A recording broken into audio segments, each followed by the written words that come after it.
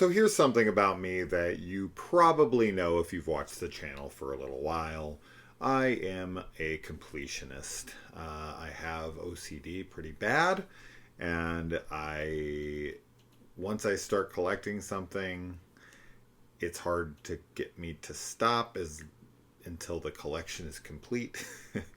And so when something releases that has like a numerical order to them on the spine, that drives me insane if I don't have all of them. Now, I don't always do it, but when the Vestron Collector's Series Blu-rays started to come out, the first one they released was Chopping Mall, which I did want. But then the second one they released was Blood Diner, which was an absolute must-have for me. I love that film. At that point, I don't even think that thing got a DVD. So I was over the moon excited when Blood Diner got a release. And so I had to pick that up, and I did. And it had the number 2 on it.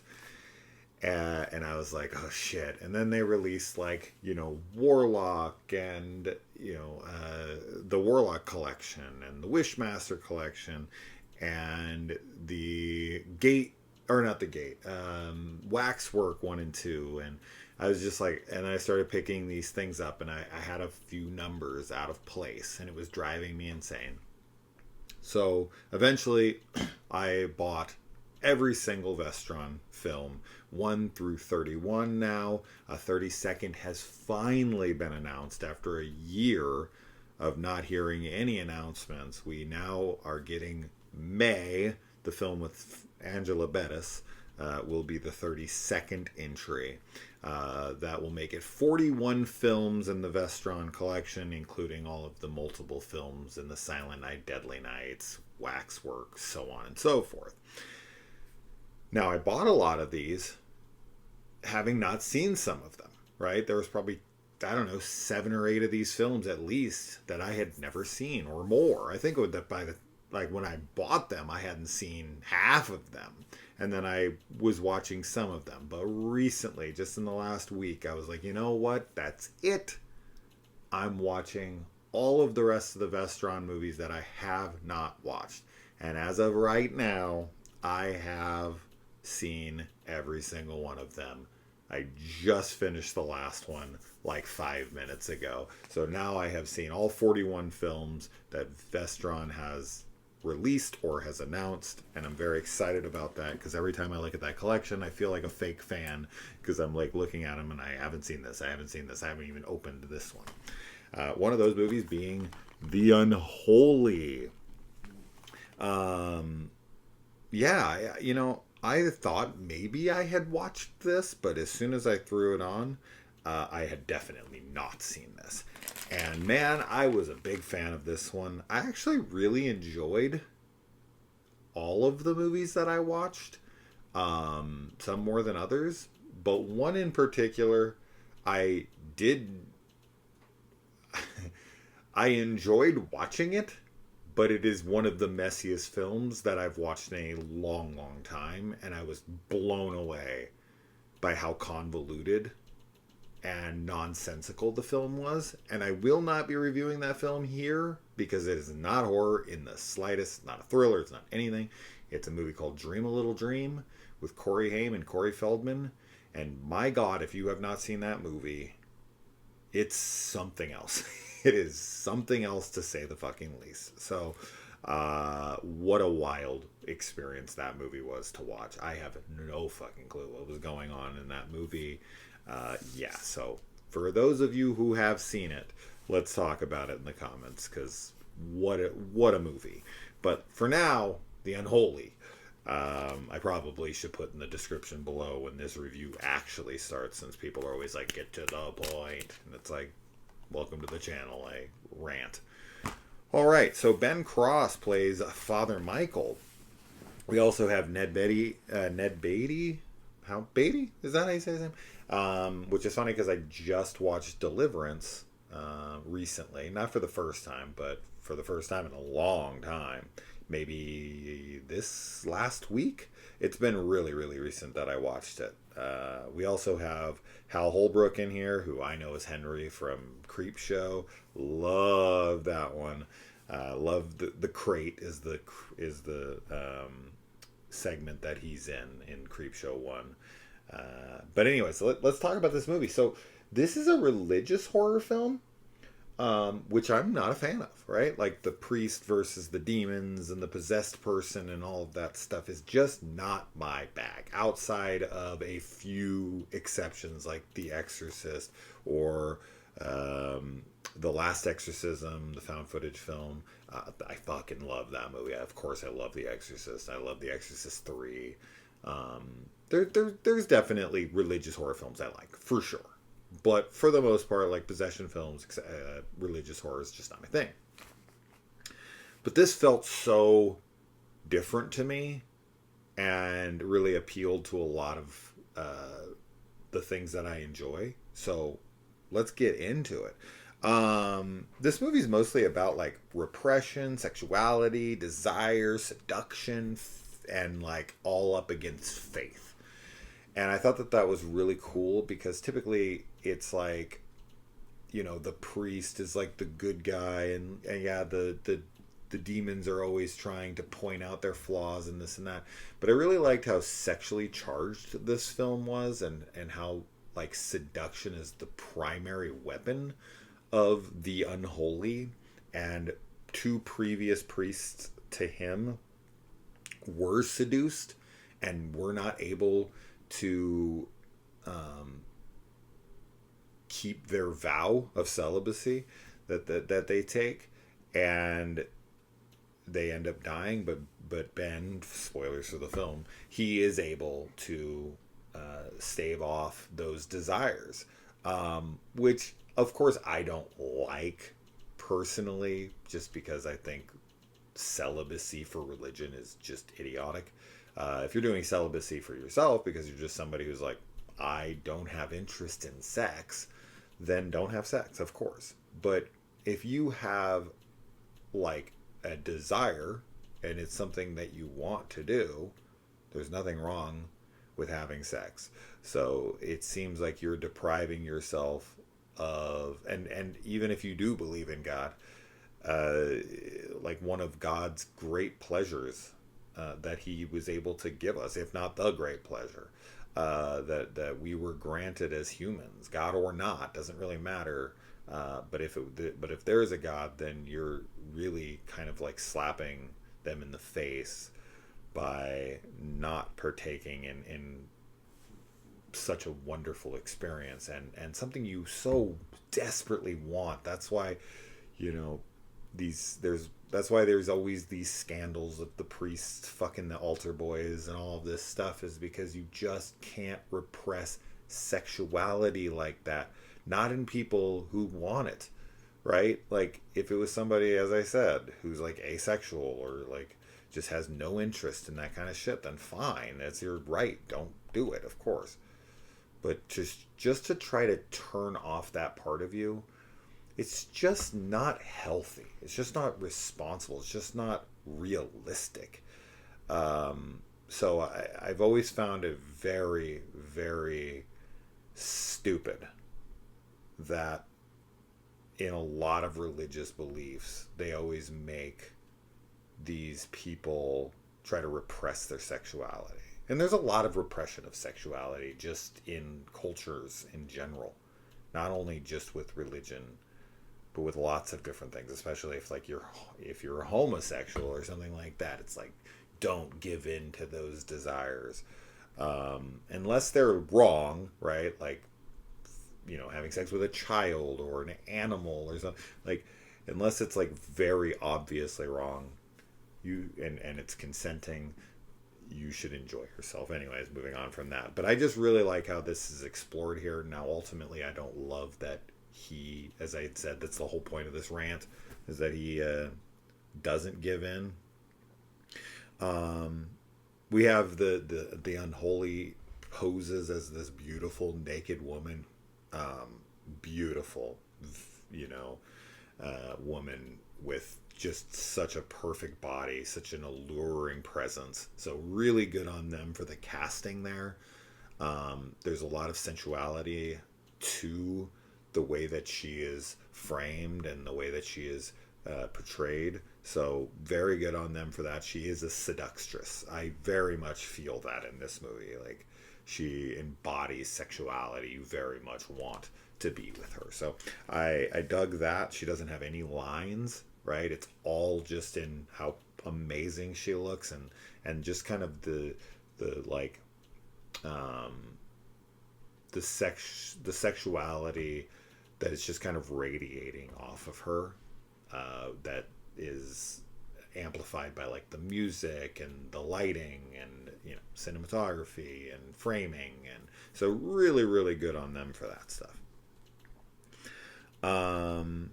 Now the way that Father Michael is brought into this is because he's like pulled out of a window by a jumper.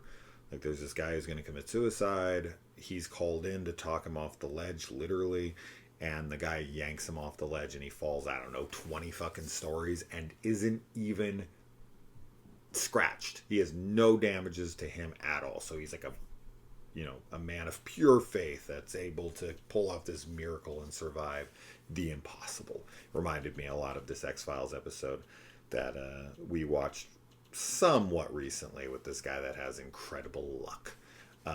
For any of those of you who were wondering what the hell happened to our X-Files reviews, they were killing the channel. No one was watching them. The algorithm was getting destroyed by it. And it took a long time for the channel to recover. So we're pretty much done watching the X-Files at this point.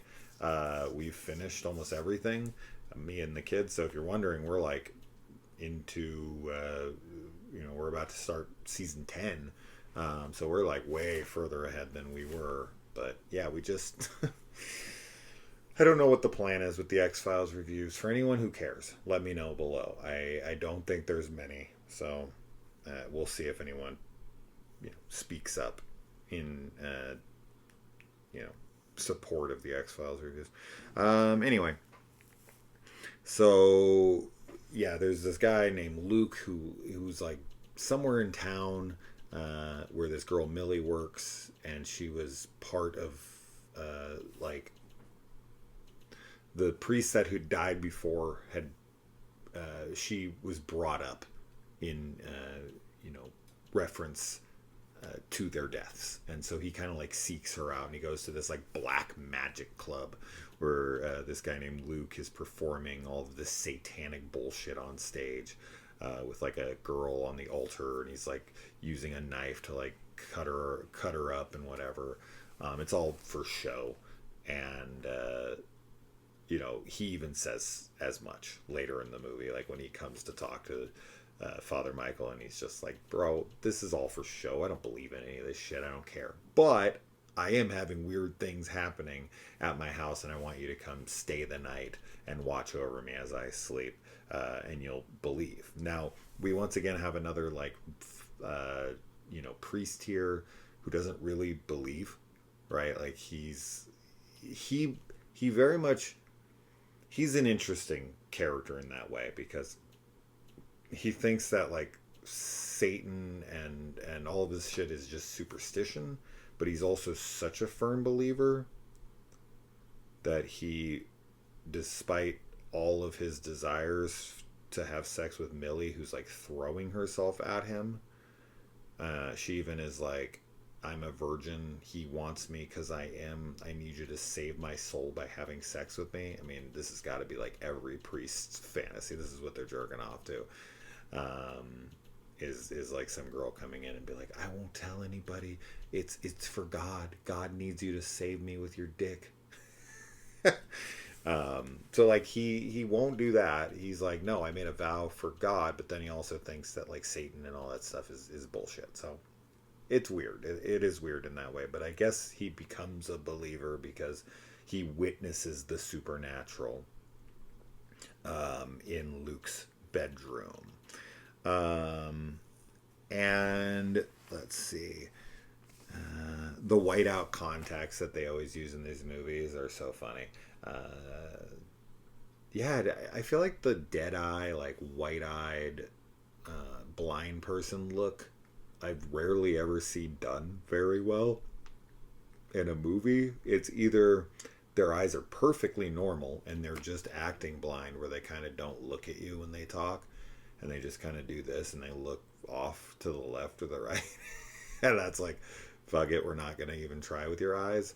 Or most of the time, if they do anything, it's like these complete whiteout things that's not how blind people's eyes look. Um, so it's rare that I actually see someone use a contact that genuinely makes the eye look blind. Like some damage happened to the eye that made them blind. So the movie that I think of when I think of these contacts and them being the most obvious shit ever is the movie Father's Day from Astron 6. If you haven't seen that movie, it's a super low budget movie. It's playful though. It's silly. It's not meant to be taken seriously. This one is very much trying to take itself seriously. So here's where you would want the eyes. But it's for a purpose, because at the end of the film we need to see he's blind instantly. And when he opens his eyes and they're all whited out like they are, that cues us in immediately. He doesn't have to be like, well, I can't see. He doesn't have to say anything. We know he's blind. So I get the purpose of them in the film, but nobody's eyes look like that. That's not a thing. Have anybody ever seen like completely white eyes in real life? That's not how it works. And yeah, Millie's like thrown in a mental institution for trying to kill Luke. But then she breaks out and is just like, I want to stay with you, Father Michael. And he's like, okay. He kind of puts up a little bit of a protest, but she's like, no, please, Doc, Michael. And he's like, okay. And then she's like throwing herself at him. This guy's funny. When he finds Luke's dead body up on the cross, and then the guy and his like all of his he's flipped upside down, his organs are like hanging out over him, and then the guy who pulled him out the window is there in the chapel, and he's like bleeding profusely from his eyes, and then he leans over and he starts vomiting copious amounts of blood and gore all over the floor. And there's so many awesome visuals in this moment. I thought that this was such a cool, insane scene. And then the creature like tries to seduce him with being the hot ass redheaded girl, fully nude, head to toe. And then once that fails, it like reveals itself, and it becomes this awesome looking freaking creature from it's very 80s monster look to it, and it's got like a few different little demons with it. So that stuff all looked really, really cool. And then of course, I mean, this is the one lame thing about the movie. There's like, the power of Christ is how he defeats and vanquishes the demon. So that was like a little bit of like, been there, done that a million different times. But putting that aside, I just really liked Father Michael, Ben Cross's performance here, who, I mean, I've seen him in quite a few things, but whenever I see him, I always think of him as Spock's father, in the Star Trek reboot with Chris Pine and them. But yeah, I like him. Ned Beatty's character is kind of pointless, to be completely honest. And then I like Millie, but the back and forth between him, like the polar opposite characters, right? Father Michael and Luke, I quite liked. And then of course those names like Luke and Michael are all very religious. So yeah, I liked the kind of dichotomy between the good and the evil, and like both are kind of posing at first, right? They're kind of posers. Like, I don't feel like Michael really fully believes, even though he should, because he was just thrown off a building and survived. But then he's like, Satan is a superstition, and that's all silly, and it's in your head, and you need mental help. And so I don't know. That's kind of all over the place. But I really liked this one. This wasn't my favorite of the ones that I watched. I will get to those. I took these notes retroactively, I didn't take any notes while watching any of these movies, so I'm kind of winging it. I wrote these down like off the top of my head, but I probably missed a lot of fun things. Um, but yeah, he gets blinded in the end, which it's like, hey, thanks God, thanks for your troubles. Here's your reward for having faith in me and not getting with that very attractive hot ass redhead Ann Millie who you're clearly into, who's offering her virginity to you, and you're like, no, I don't want it. Wink, wink. Like, and then you stay true to me. You stand strong against this demon. I help you, but I'm not gonna let you keep your sight. Like, it's God, right? Like, whatever it is that blinds him, whether it's the awe like awesome power of the demons like burning or whatever is like what fries his eyes, whatever the fuck, it doesn't matter what it is. This is God, right? Like, God is all powerful. He can stop and do anything, right? So he should be like, no, I'm not blinding you. In fact, here's some pussy. So anyway, that's that anyway. So yeah, have you seen The Unholy? And what Vestron movies do you have? There's a lot of special features here. You got audio commentary. I don't watch these enough. I do not watch special features enough. I need to start doing that. I need to start taking the films that I really love, sitting down and just watching the special features. I have all this physical media with all of these amazing collector's editions with all the extra bonus special features, and I never watch almost any of them. It's wild. Like, one of the only film series that I've ever really gotten into the special features of is the Middle-earth movies. Lord of the Rings and the Hobbit movies, I watched every single thing on those. Like 10, 12 hours of special features on each one of them, and I ate them up. I watched all the behind the scenes, the commentaries, whatever. I was into it like crazy. But for some reason, I never watched these. I don't know why. I gotta change that. I wonder if my wife would enjoy that. She would.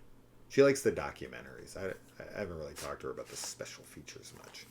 But what do you guys like the special features? Or are you like me? You buy all these things and then you rarely ever watch the special features. Like, when's the last time you listened to a commentary? When's the last time you sat down and actually like went through the special features on the new Blu-ray or 4K or whatever that you got? It's been a while for me since I've actually thrown on special features on something I bought. Oh my God. It's been a long time. Like a really, really long time. Like maybe years.